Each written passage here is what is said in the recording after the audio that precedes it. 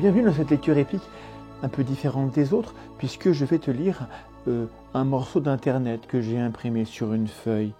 C'est un morceau d'internet découvert sur Facebook. J'ai vu passer le message de Laurence qui nous alerte, qui nous dit « Attention, faites attention au miroir, il se passe des choses, vous n'êtes pas prêts.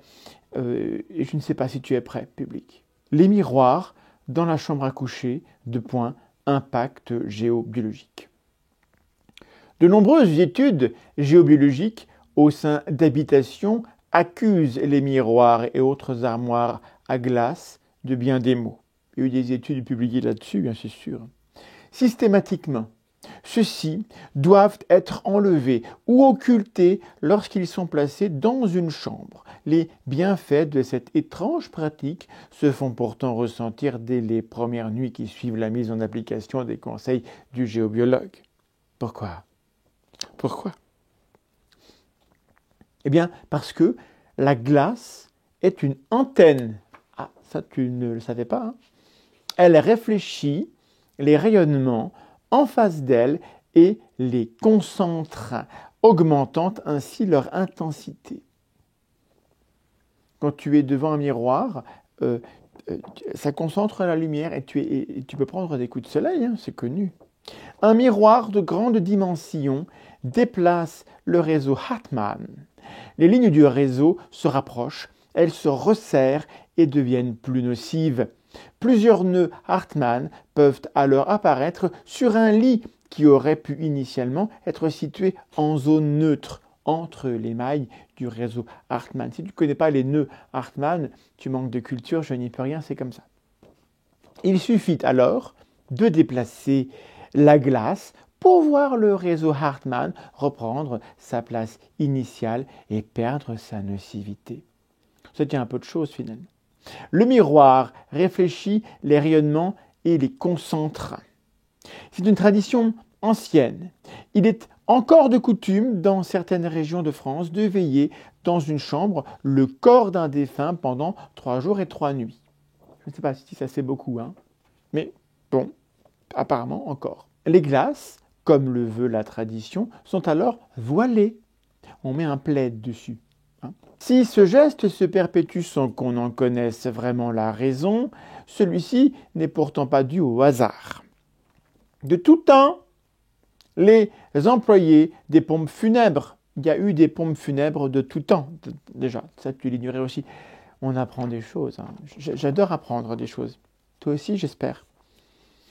Donc de tout temps, les employés des pompes funèbres ont remarqué que le corps d'une personne décédée se conservait moins longtemps s'il se trouvait devant une glace. Il n'y a pas de référence. Ça manque de source, mais en même temps, pourquoi est-ce que Laurence ne dirait pas la vérité, hein ? Il n'y a pas de raison. Alors bon, l'agressivité des rayonnements telluriques amplifiés accélérerait la vitesse de dégénérescence des cellules, d'où le voile. Le conseil. Le géobiologue conseille d'enlever les glaces ou miroirs de grande dimension situés en face d'un lit ou sur le côté. En cas d'impossibilité, armoire à glace par exemple, voiler la glace à l'aide d'un tissu roulé en haut de l'armoire et le dérouler chaque soir. Voilà.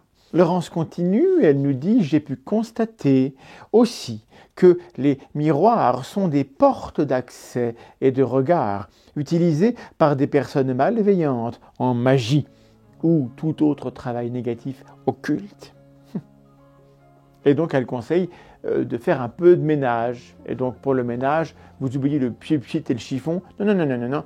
Lavez et nettoyez tous les miroirs de votre maison, nous dit Laurence.